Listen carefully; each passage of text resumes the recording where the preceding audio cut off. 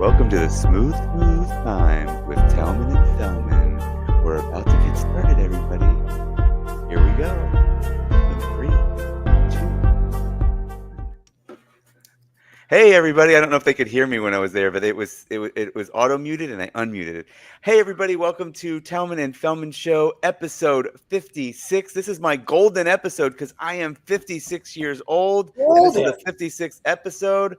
And I just recently turned 56. So there we go. And so did our podcast or our live stream, whatever we're calling this. Right. Anyway, welcome to the show.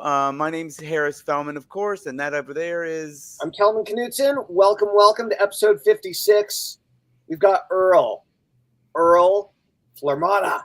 How's it going? So Earl's a friend of mine. So I'll read the intro. Tellman kind of spiced it up a bit. So you know what time it is. It's time for the Tellman and Fellman Show. In today's extraordinary episode, special guest Earl Flormata of Vancouver will join us. He's a business consultant specializing in growth through marketing, process optimization, and strategic execution. And he writes big words in his bio. It's hard for me. Anyway, I just know he's wicked smart and super cutting edge with all of his marketing strategies and techniques.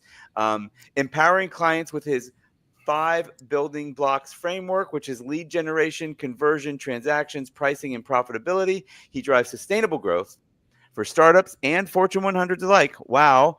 Thanks for taking the time with us. Welcome, Earl, to episode 56. Thank you for having me. It's a pleasure to be here.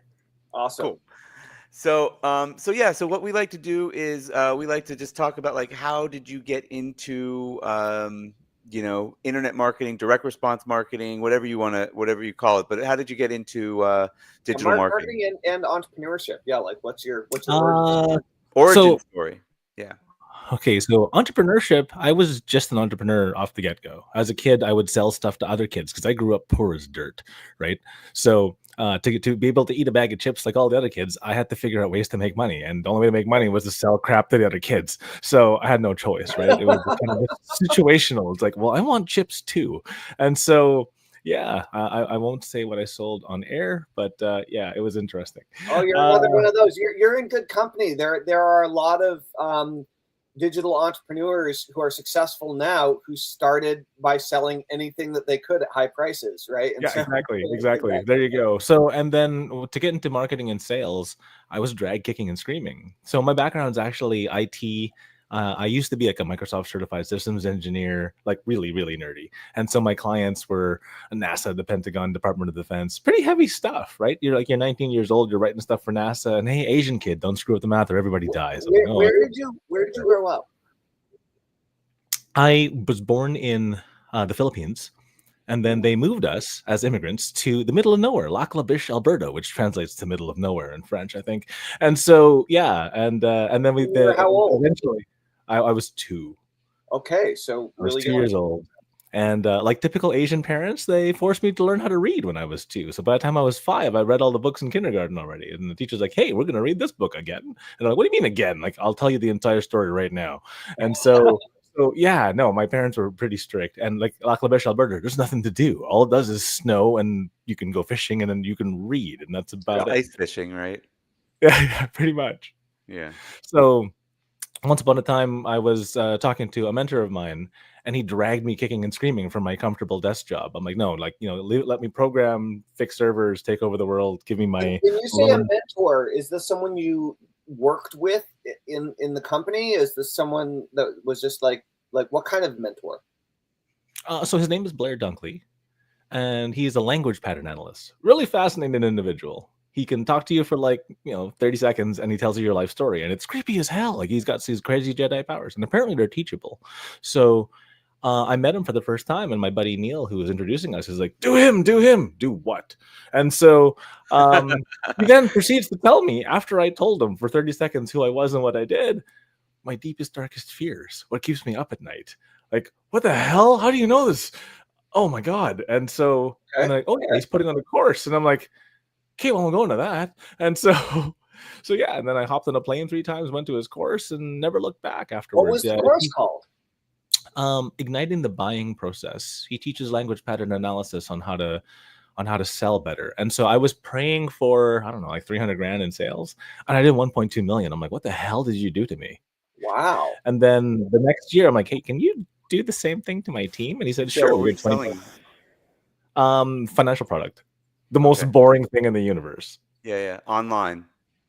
No, this was a mixture. It was a mixture of online and offline. So it's a lot of guerrilla marketing, Yeah. and then a lot of just online craziness. So yeah, Wow. a bit of both. Okay, so you were working for Microsoft as a coder? No, it's SAP now, but so I sat in the same seat because they kept on getting acquisition, right? It's like so one company bought the other company, and eventually there was no little fish left. All the big fish ate them. So I sat in Seagate Software, Crystal Decisions, Business Objects, and now it's called SAP. So yeah. And you did that for how long and until what year? About 5-ish years. So I was 19 when I joined. And then around the age of 24 is when he dragged me kicking and screaming out of tech and into marketing and sales. And so I was, there's a bigger world. Well, he said I could do better. I'm like, dude, I'm like 20 something making like this kind of money. Like none of my friends are making this kind of money. He's like, what do you mean? What do you mean more? I make more than my dad. And I'm like, and so, that's weird at 19, right? So, and my, what happened was when I got into marketing and sales, first of all, it was a lot more fun. I did not expect that. Like it's the opposite of what I do now. What do you mean go on stage and talk to people and sell things? What?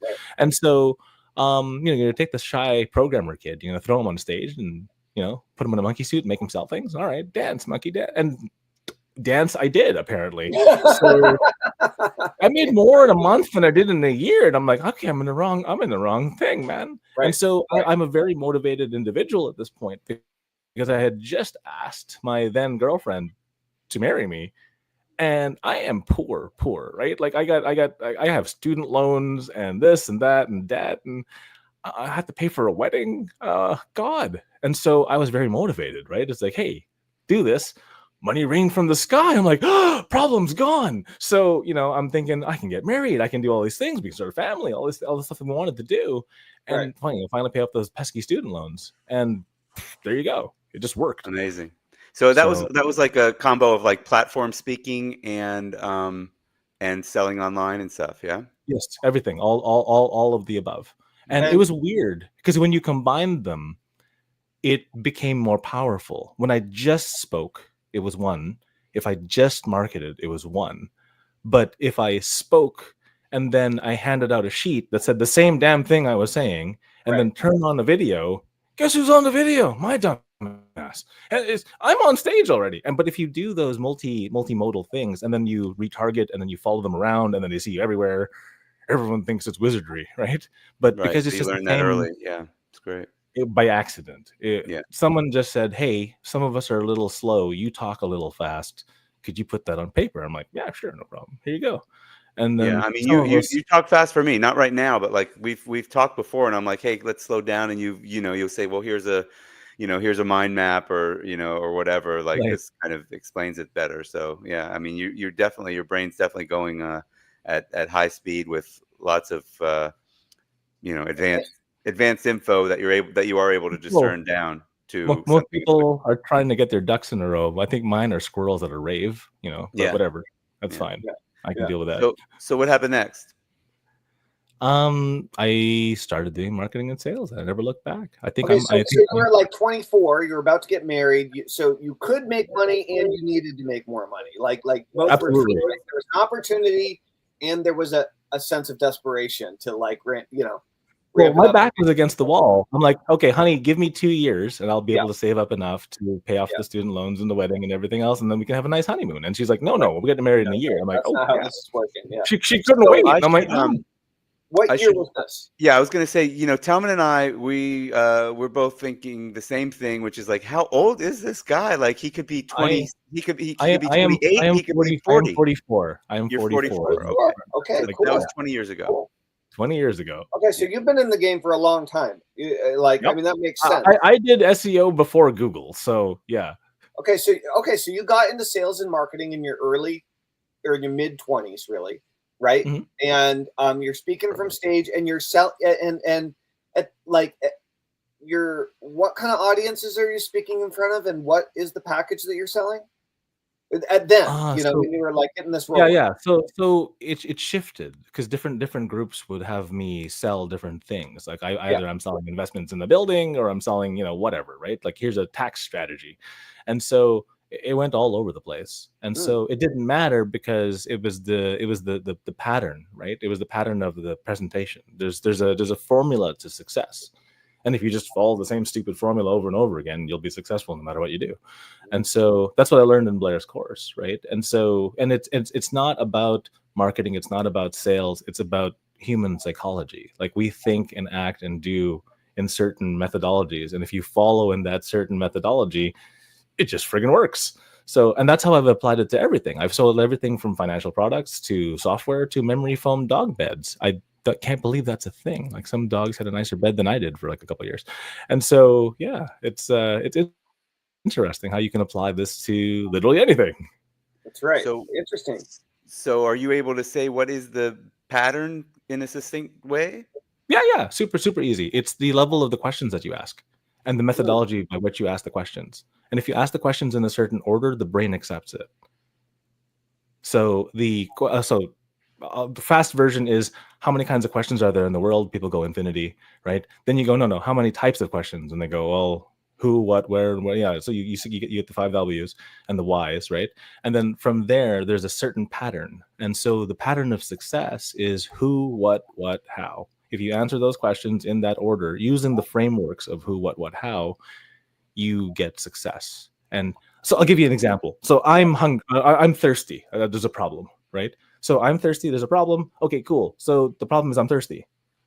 Who is responsible for fixing that problem? The only answer viable is me. So the moment you own the problem, you can fix it. If you don't own the problem, oh, it's someone else's fault. It's this, is that. It's stuff out of your control. All of a sudden, you can't control it. Since if you can't control it, you can never fix it unless you own it. Then the what is the definition of the problem. What is the problem? If I can't define it, anywhere I row the boat is fine, right? Because direction is more important than speed. And so if you go in the right direction real slow, that's good. If you go in the wrong direction real fast, that's bad. Okay. So that's the what. And then the next what is intent. What am I going to do about it? Right. Okay. I know how to do push-ups. Why am I still fat? Right. And so, yeah, because people know how to do this, but they don't do it. And then the how step is not just the steps, but the physical act of doing it. A lot of smart people have the same problem wherein it's the same cardinal sin. I solved it in my head, therefore it's solved. No, it's not. Right. You Yeah. have to go do. Right. Right? Because what the wise words of Mike Tyson, everyone has a plan until you get punched in the face. So Right. yeah, you have this great grandiose idea. It's just mental masturbation, right? Like, did you do it or not? And then when you actually do it, you're going to encounter stuff that you never thought of. Oh, surprise, right? And so that's what that who, what, how formula is. And if you can help people go through that who, what, how structure, it's called igniting the buying concept. You get them to buy as opposed to you force them to, you sell them stuff. Mm. Interesting. So Interesting. there's a differentiation. So I've heard Blair's name before. And like I just went to his website and he looks familiar. We have a whole bunch of mutual friends, but I don't know that I've ever met him before. I introduced the name to you back when we met at the Canadian Marketing Summit many moons ago. All right. I think we had just finished some barefoot walk through who knows where. I think you had longer hair. Oh yeah, I had a beard and long hair. Yeah. I go back and forth every few years. You had the gump. Yeah, I look, knew right? Rob. I don't know why and how I knew Rob, but that's how you and I came together. Was Rob started I that met on the Skype group. Yeah, that Skype group, he made a Masters Skype mastermind. Yeah, yes. Masters Limitless or something like that. So there was quite a few of us in that group for a while, and then I remember he did Marketers and Tanks. I didn't go to that. I'm in sad. Hungary. I missed that. I'm so sad. Rob did that. And then he never did it again, the bastard. I'm like, come on. Well, you could do what I did, which is go and just do the tank. So Yeah. when I was in Budapest, I asked him like, "Hey, where's that tank driving place?" And he told me, I looked at. I don't think I asked him actually. I think you looked it up. There's not a lot of places where you can drive a tank. I would think so. Unless it's a very aggressive Uber, it's Yeah. That's right. It was a little weird for a Jewish guy to be driving a Nazi tank, though. That was a little a little bit. Yeah, that was a little strange for a me. little intense. Yeah. But it's on my bucket list now. I do want to do this. Yeah, it was fun. The whole family did it. We all the kids couldn't, but me and my wife. So cool. When you talk about that, the how, it makes me also think about the one of the conversations we had with is it Travis from Campaign Refinery, where not only do they get the info and they think they did it, but like if you give an ethical bribe, the fact that and it's something that they really wanted, the fact that they opted in is enough for 95% of the people to never even download it. Yep. Like absolutely. they're like, oh, I got good. I solved that problem. I can get it later. Right. I can get it later. I solved that problem. Yeah, the number of people who mentally solve the problem by purchasing a product and then never opening it is crazy high. Like they not just the option where they just give an email. No, people pay for this stuff. Oh yeah. And then never open it once. And then the people who do open it, the completion rate sits around 10% average in the market. Yeah. Which is insane. Like you just paid like $10,000 for this course and you didn't open it once. Are you kidding me? Yeah. Right. But in their heart of hearts, they feel like they've solved it because we have the how. Right. We're good now. I've got the blueprint. I've got the map. So what do you reckon is the solution to that? Experiential learning. You have to deep dive into experiential learning. The fastest way to learn a language is experiential learning, right? Watch the television shows in that language. Let's go stab wood together. Absolutely. Like, when my kids were younger, I used to read them every day, and then at night, and then eventually we evolved that from reading books. We read every book under the sun already, so it's like, okay, well, let's do something cool together as like dad and kids, like a different kind of bond. So I introduced them to anime because I was into anime. Now my kids love anime, and now my kids are taking Japanese, and soon they won't need the cut subtitles. And I'm like, that's pretty cool. I wish I had that opportunity as a child, right? Yeah. No. How old are your kids? Anime was super expensive back then, so I told you I grew up dirt poor. So absolutely not.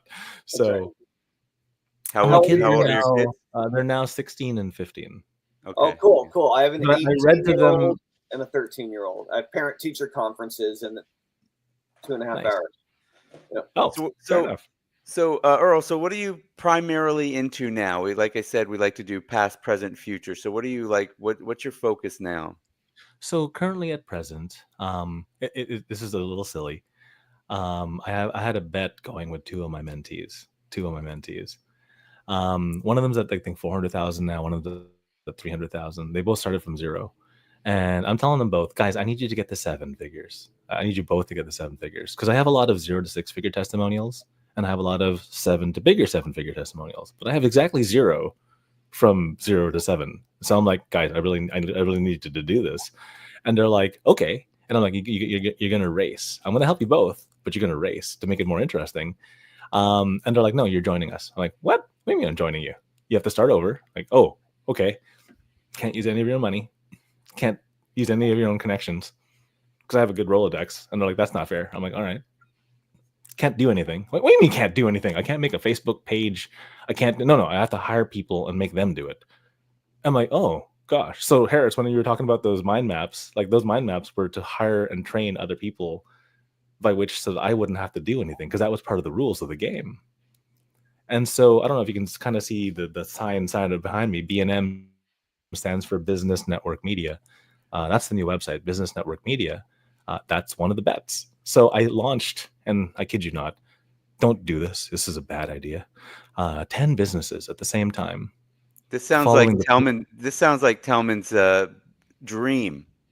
So I launched 10 businesses at the same time. I'm telling you, it's a bad freaking idea. The only reason I'm able to survive it is because I have severe ADHD, and I have the crazy planning architecture, right? So I have these mind maps for every single one of these businesses. I have 10.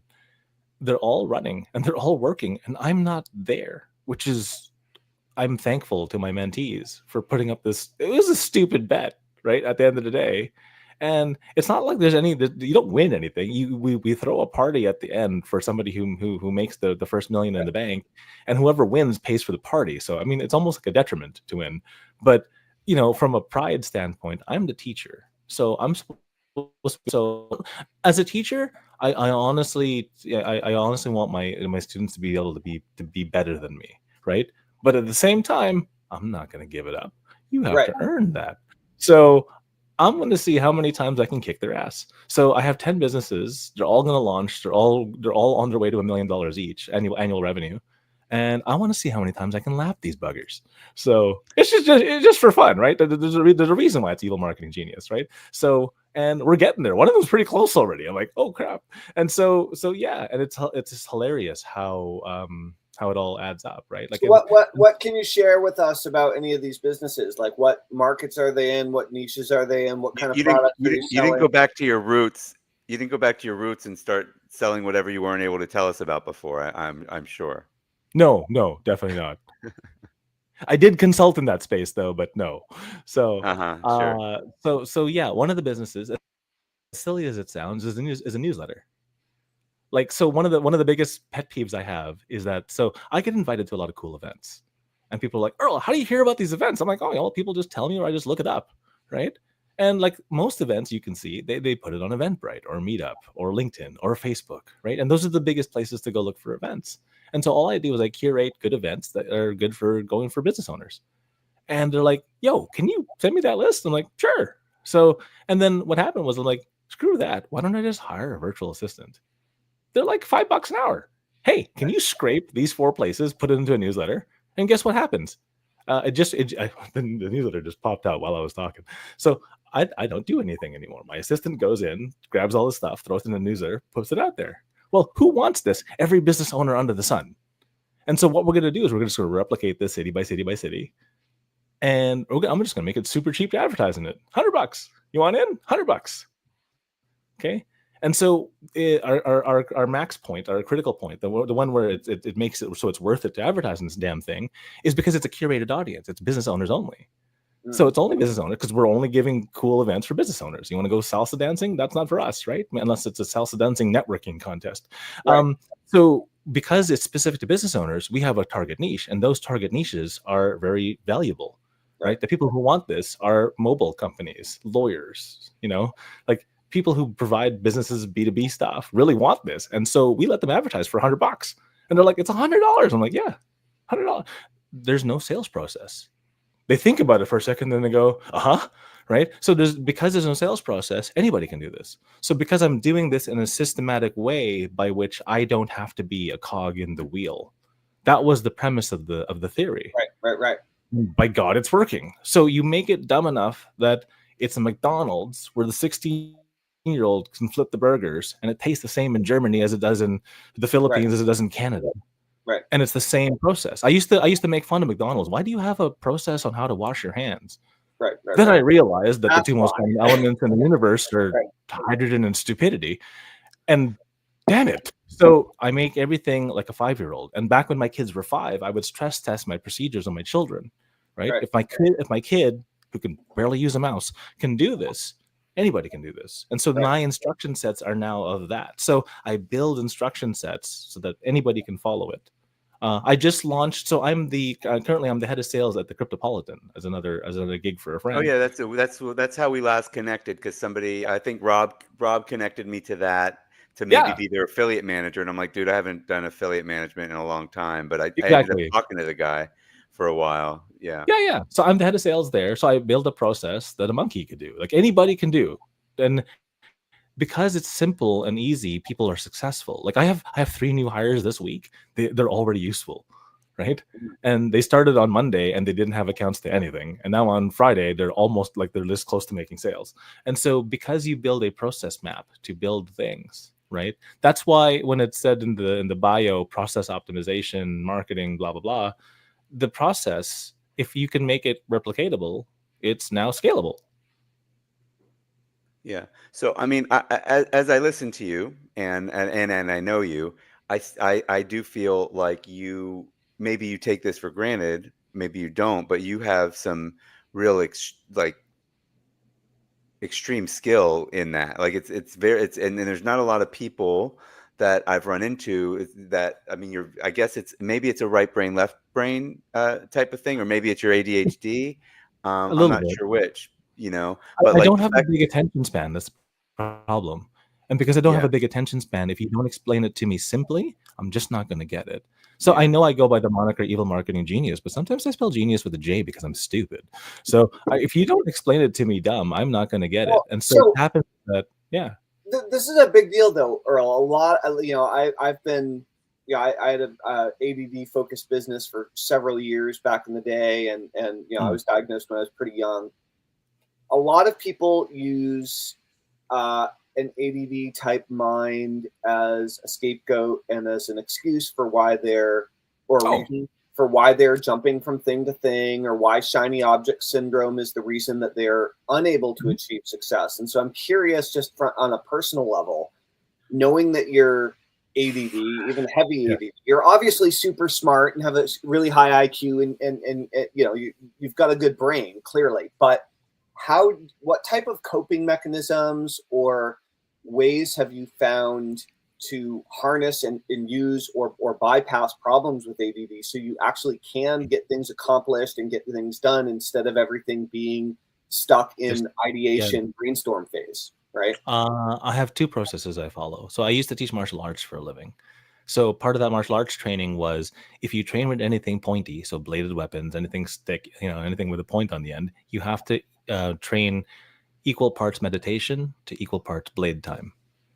Oh, So otherwise you'll go nuts and you just want to just murder everybody in the mall, right? So you have to have that balance. Otherwise, you do actually snap, right? So you see all these martial arts masters who are swords guys just sitting there chilling, staring at the candle. It's so they don't go crazy, right? Because training with a blade, you're always on edge. Like a tiny little cut right, is game over, right? And it's not like I have to cut the guy's head off. All I have to do is cut the hand. Now he's useless, right. and then there's nothing you can do about it, right? And so because of that, it's equal parts fire and water, right? So that's one way to do it. So meditate as much as you work.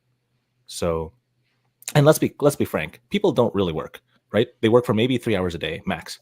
Right. Useful time. Okay. If you can do, I think the number was two or three good sessions in a day, and I'll explain what a session is in a second. You'll be ahead of like half the pack, like easily, like even like top 20%. And so Harvard did a study that if you just sit next to somebody who's productive, you become like 18 to 20% more output, Right. even if you don't talk to them, which is stupid. So what I ended up building is I have this accountability group. So B&M, Business Network Media, one of the legs of B&M is an accountability group. And literally it's just adult babysitting. All of us Dude, going to yeah. So what we do is we do work parties on Zoom. exactly Where same and idea. I do like Harris and I do these, but I've been doing these for the last several years with various team members or strategic partners or whatever. Yeah. But we do this with like 50 people. 50. Okay. Yeah. Well, tell me So about 50 it. people show up in our Zoom room, right? Yep. they turn And the then they turn their speaker off, right? they turn everybody's on mute. Or their Yep. mic, sorry, yeah. Yeah. And so how it works is somebody leads the session, and it's only Yep. 5 minutes of coaching. The Yep. 5 minutes are turn off whatever your distractions are. And I know it's redundant, but you have Yep. to say it, right? And then what they do is they lead us through, funny enough, a 1-minute breathing exercise because the meditation stuff Okay. actually does work. Like they tested it. Like it's not just mystical mumbo jumbo. They hooked a bunch of crap up to like a monk, and they're like, holy crap, he's actually really chill. And so And doing how that long are those calms you sessions? down an hour. Okay. So we warm up for 50 minutes where we take your cell phone and throw it across the room and whatever else we tell you to do, right? And then literally, here, check this out. I have like a big ass. There's a camera, hourglass, Nice. right? So the session lasts an hour. So we work hard for 50 minutes. Everybody announces what they're doing in the chat because there's just 50. There's no if everybody said for 1 minute what they're doing, the whole hour would be over. Oh yeah. So Which is great. Yeah. we just throw it in the chat, and then when they throw it in the chat, everyone sees it. And if they want to connect with them later, they have their name, right? We have a little networking sheet if they want to network. But then you shut up and work for 50 minutes, including the guy who's running the show, Right. right? And then at the end, we wrap up 5 minutes to the hour, and then everybody, post your wins in the chat. And if you want to connect, throw your digits in there, and people can connect. And then the next room starts, and then we do it again, and we do it again, and we do it again. So we have enough coverage right now for, I believe, 5 by 12, so 5 days a week, 12 hours a day. And so we're gonna be ramping it up, probably adding weekends and then evenings, and then yeah. So it sounds like you're making them like training sessions. Mm-hmm. And it's interesting because when as I've been developing, like we've developed very similar models here, I was thinking about how to. I have a coaching program called Train with Tellman where we try to do something very similar, and it's basically like you go in, you focus, you say what you're going to get done in the next hour, and then you get it done in that work party. That's it. And so, but we just do it on scale, en masse. Yeah, and no, I really like it. It's cheaper than a Starbucks coffee a day to be part of the group. And the funny thing is, people who are like high level executives who sit in like a C-level role, right? They come in and are like, that's the most productive I've ever been since ever. Right. And then the new kid comes in and that's the most productive I've ever been since ever. So it doesn't matter station, where you are, position. Right. Everybody needs this focus. I mean, we're in an environment that is constantly bombarding our attention. So, But your camera is on. Right. So that guilt is hanging over your head going, yo, man, everybody's looking at my ass. The truth is, no one's looking at you. It's just that your brain. I think we got off on a. By the way, I think we went down this is a good rabbit hole to go down. But I felt like I don't remember where we were when we got off, so that's rough on me. But like I think we were talking about there was 2 things, and this is the one. No, this is the second one. The first one was meditation. The second one is this. Oh, okay, So someone was asking me how do I manage my ADHD? Yeah. I embrace it. Got it. Okay. So you set up focused time accountability to accomplish specific tasks. That's it. And then that's you. You basically this was born out of something that you found was working for you, so you expanded it into something that you knew would work for customers, clients. Absolutely. I partner with one of my buddies, George, and he's like, Earl, I hate you. I'm like, what? He's like, I got into business so I didn't have to be accountable to anyone but me. I got into business so I could do what I want, when I want, where I want. I joined your stupid room and I get all my work done for the whole day in an hour. And I'm like, oh, it works. I'm like, I'm the same kind of sad. Because discipline. Me too. Discipline is what gets you the freedom. It's really crazy. It's interesting. So I own getshitdone.com, and I love it. One of my best-selling hypnosis sessions is the Get Shit Done session. And hypnotize you to get shit done. And so the work party model is something that I've considered rolling out in that kind of a way. So it's just really interesting that we basically arrived. You're welcome to join us if you'd like. I would love to check out what you're doing, just on principle. And I guess I just wanted to let you know ahead of time that I'm not stealing your stuff. No, there are a whole bunch of people who do this, right? But the thing is, you need to find your tribe, right? Yeah. You've got a totally different tribe than Tellman. I mean, 1,000%. You're dealing with. You just talked about C-level people, so you're dealing with more companies. And I don't know, are you local? Like, is it or is it more international? No, this is all over the world, dude. Like everybody, like people from like Scotland join these things. I'm like, all right, cool. I would love to, I mean. I don't know. Are you not allowed to tell anybody where to go to check that out because of your bet? How does this work? No. So we haven't launched. Is that the bet? Is that part of the bet? That's not part of the bet, is it? This is one of the bet. This is one of the 10. One of the second of the 10. Yeah. Okay. So can you would it be cheating the bet? Businessnetworkmedia.com is the place. This particular thing hasn't launched out to the public yet. It's just my network that's in it right now. So there's about 50, 60 of us in there. Okay. And so I would love to check that out. That sounds great. Yeah, for sure. Next time we have a bigger one, we're still certifying people to run the thing, and that's weird to say certify people to run a 5-minute thing, but you have to. No, that's it. All right. It's over 30 minutes. We've talked about past, present. Now we're gonna move to where do you think the future's going for, I guess, sales and marketing, or you and your business. Like what are you working toward? Oh yeah, sorry. We'll touch on both. We'll touch on both. So part of the bet again, I'm running 10 businesses. So actually, my next meeting immediately after this is about the AI I've been building. So a joke was I was going to use AI to build an AI product to sell AI, write all the copy with AI, and then write everything with it. I'm not going to write the page. I'm just going to make the AI build the page. So it's AI built by AI to sell AI, right? And so that's one of my meetings coming up here at 11. And yeah, again, that's one of the jokes, but that's the nature of where business is going. And the reason why that's the way that's going is 75% of B2B buyers are actually looking for a salesperson-free process in the beginning, right? And that's from Salesforce. So because that's the case, people are not looking to talk to people. They want to look at they want to find resources. And if you build the robot that talks to them, they feel way more comfortable talking to the robot than they feel, having someone push it down their gullet. So they're looking for that. I guess they feel like they don't have to be as polite to the robot either, like because there's not there's no human relationship. There's no person to offend by saying nice no or whatever. So you can't. It's like, well, I still say please to ChatGPT, so the robots. I was being sold by a very good AI sales agent, and she wouldn't let me go. I say she.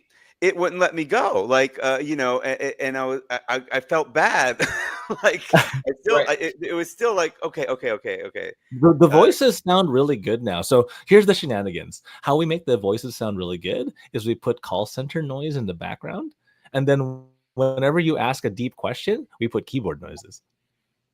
Okay. And then also I've heard it's AI. Notes LM uses they've got some pauses instead, like no, not just that. There's pauses, there's vocal intonation, it goes up and down. She whispers the words, got it, and I'm like, holy crap. And so it blew my brains out. So so that's where the future is going. We replaced a panel of 6 people on a call center with the one robot, right? And the robot's now taking the calls because, and I'm not firing people, I'm repurposing them, right? Because do you really need a human to answer the phone at a dentist office and go, oh, sorry, little Susie can't come in at 2. Can we come in Thursday at 4 instead? No, that's a robot job. The robot can access the schedule. The robot can book it. The robot can do the billing. Right. That's not a human job anymore. The human job is let's build the events. Let's do a charity gala. Let's do a community event. Let's do a customer appreciation. Robots can't do that. Make the humans do that. But the funny thing is that's what makes the humans appreciate more. Right. So instead of the person sitting at the front desk wasting their damn time, do stuff that builds actual community, do outreach. So that's where the future of this is going. It's hybridization of jobs where humans should be doing human jobs, robots should be doing robot jobs. Right? And then the future of my businesses is to my mentees, I'm trying to get them to a bunch of money. My mentors want me to do $1 billion before I turn 50. And that's a little scary for me. That's a little out of my comfort zone. So I built them 2 plans that I submitted. And I said, okay, well, here's my 2 plans to hit $1 billion. And they're like, Earl, you can, because of who you are and what you do, you can probably run both of these at the same time. They actually have a really high success rate of being a billionaire. And I'm like, okay, my heart skipped a beat, and I'm like, okay, imposter syndrome kicked me in the face. I'm like, oh dear God, I'm like, what? And so the reason for the 10 businesses now has shifted. I want to be greedy. I don't want to share on the $1 billion deals. I want to see if I can actually do it on my own.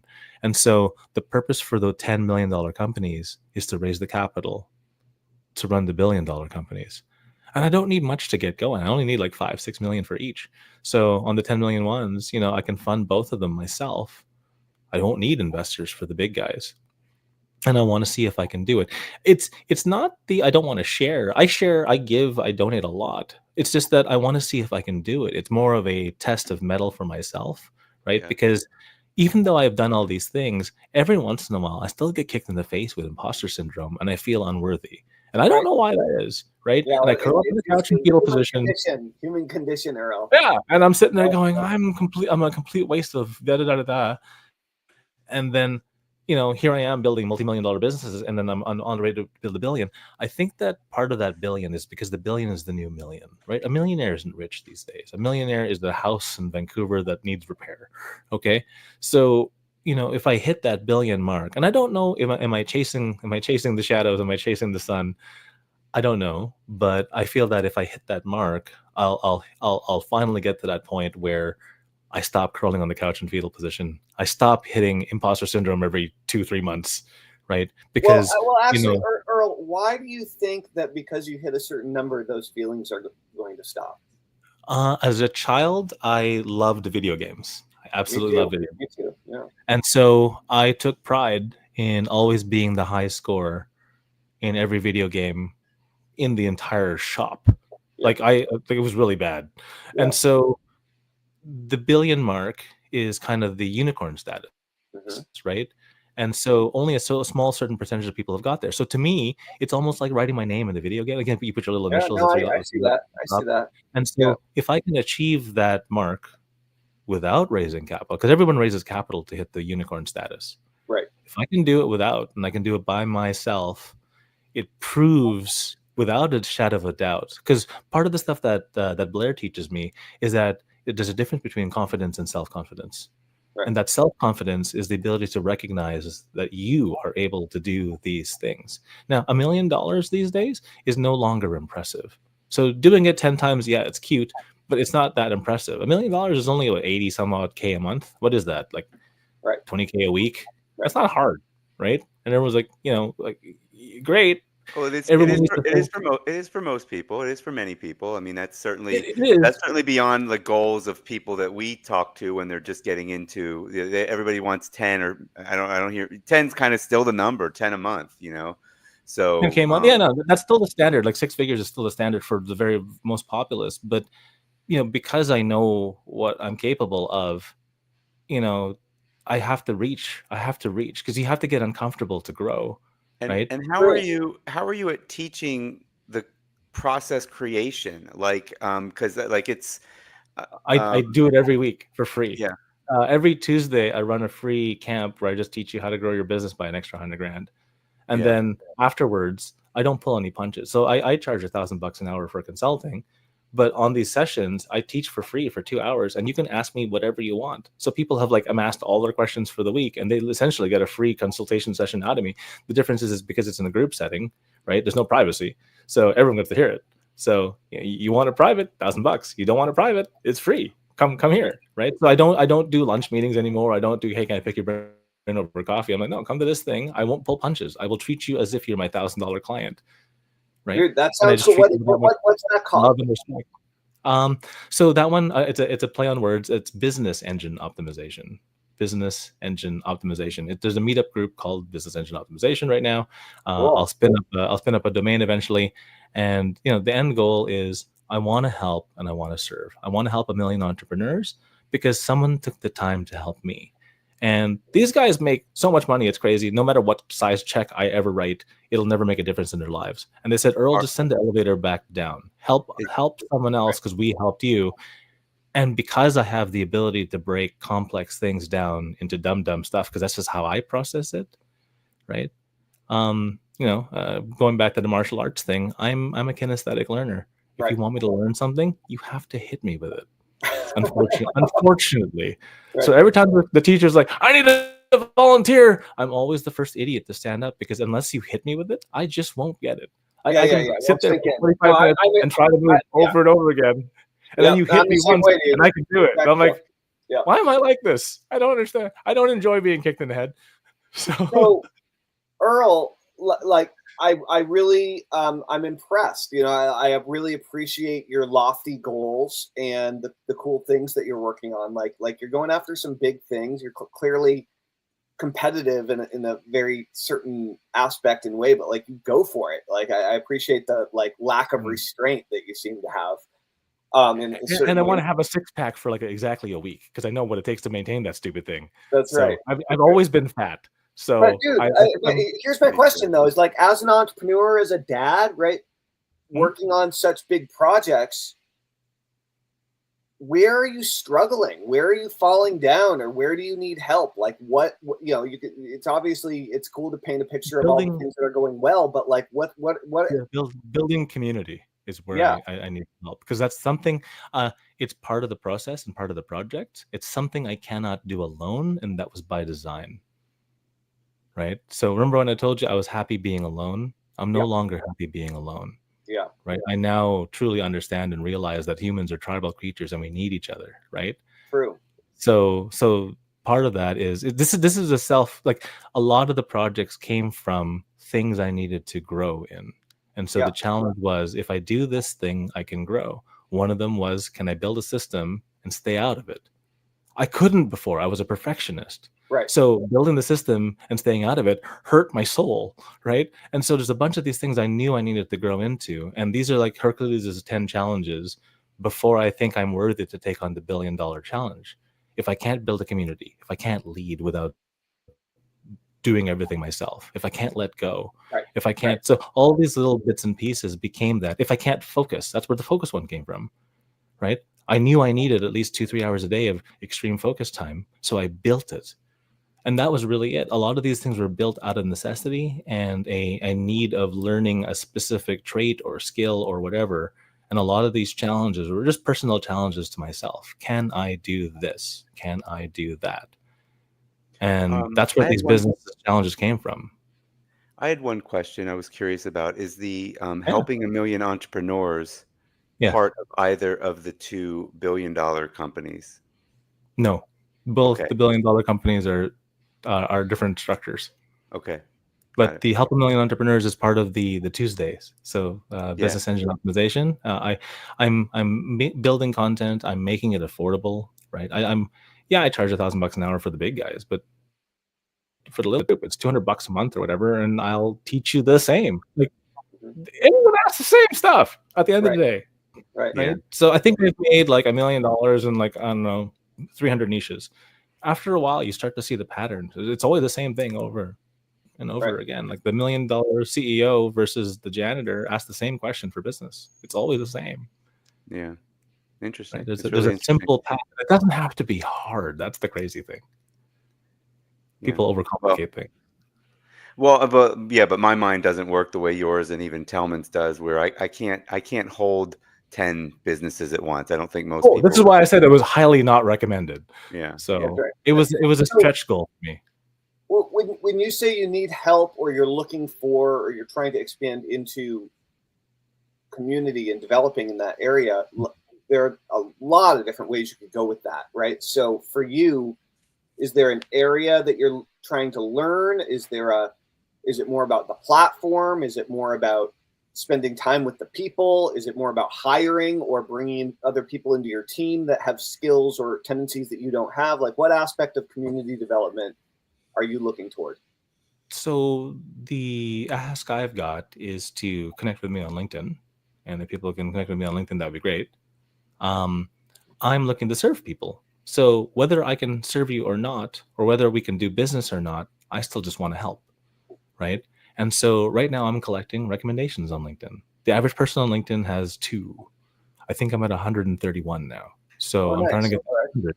And so I want to build a blog post when I hit 200, and I want to talk about the last 100 and what did I do to get those last 100 recommendations. And I'm a big believer in like the whole rising tide floats all boats. I'm a big believer in giving. I'm a big believer in help other people, because the number one sales emotion is reciprocity, right? So whether or not we can do business together, it doesn't matter. I want to help you anyways. And the funny thing is, when you do that, you get exposure to the network of the network of the network. The average business owner knows 300 other business owners. It's only so many steps. It's only so many skips. It's only so many jumps until I help people. Right. And that's really it. That's all there is to it. So that building of community, it's, come to the sessions, ask me stuff. I turn that into content. We both win. That's cool. I like it. Because then I can serve other people. Right. I'm a big believer in that. So. Yeah. So what's the best way? Is LinkedIn the best way to get involved with you, basically, like learn more? LinkedIn is my main platform. I just started taking it seriously. I just crossed 10,000 followers on it. Cool. I've been mostly lazy, right? Because I always did this for other people in the past, because I didn't want to be that famous, right? And the thing is, as I started doing this thing, I found that I don't have to be that famous, but you need some sort of fame. You need some sort of authority. You need some sort of reach personally. So this is the first time I started building my own personal brand. Like I've always built everybody else's brands and stayed in the shadows. And so no one knew I was there. And I liked that. Yeah. But to hit my goal of helping 1 million people, I got to step out a little bit. Yeah. Sure. So Yeah. I don't want it to the point Well- where I can't go grocery shopping and then everyone's like, "Hey, it's that guy." I don't want that. Yeah. Right. But, in the small business community, I'd like to be heralded as the guy who helps. Right. I like when I first got involved in IM, I did like a launch where I was Sal the site stealer, and then when I would go to, and even when I did 12-week intensive, Tellman, when I would go to events, people knew who I was. But I do like, and there's a part of me that I do want to be famous. But then like the other side of that is like you said, you go to the grocery store and people are bugging you, doesn't sound great. But I love being internet famous, or your industry famous, or your something that's manageable. You go back home to your hometown and nobody knows who the heck you are. Right. I was jealous of you being able to take the path down magic further. I know a handful of tricks because I couldn't watch TV as a child, Yeah. but I saw you really get into it, and I was super like, oh man, I've always wanted to do that. Yeah, So, yeah. I'm still into it. I'm still into it. That's part of why I moved to the UK, was to kind of pursue that a little bit more. But yeah, my one business was going really well, and it gave me the time and energy to be able to pursue that. And then right now it's not, so I'm not doing as much magic as I was then. But fair enough. I will. That's part of why I'm in the UK, is to pursue. Just talking to you right now inspires me to work on the pass again. So. Good. You guys should team up. Cool. Well, Earl, this was awesome. I really Pretty amazing call. Pretty amazing. This is a super good interview. Thank you. Yeah. Thank you so much. It's great. It's Well, great for me. I'm honored to be on it. It's great for me to see you and Tellman connect, because I know you guys are very like-minded, and it was that was actually enjoyable. Hopefully other people.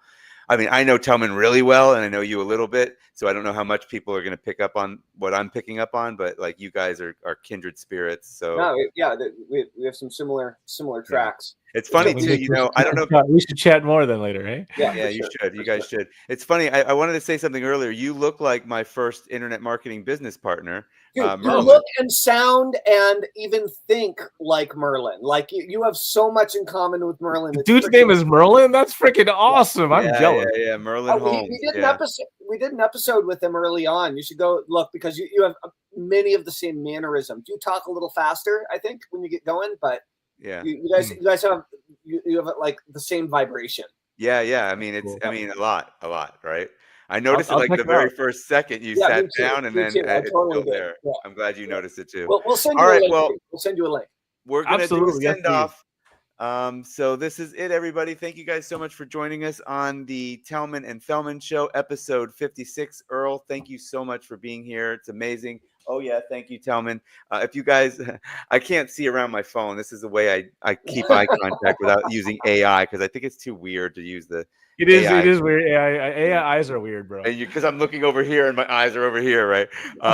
But anyway, go to tellmanandfellman.com, everybody, and will get you the full list of episodes. I was going to say issues, but it's not. It's episodes, and as well as other cool stuff that we'll get for you as well. So that's it. Yeah, go to tellmanandfellman.com. Awesome. Great interview. Thanks blast. again. Thanks for being here, Earl and Harris, and to all of our wonderful viewers. We will see you guys on Monday. Monday. Over and out.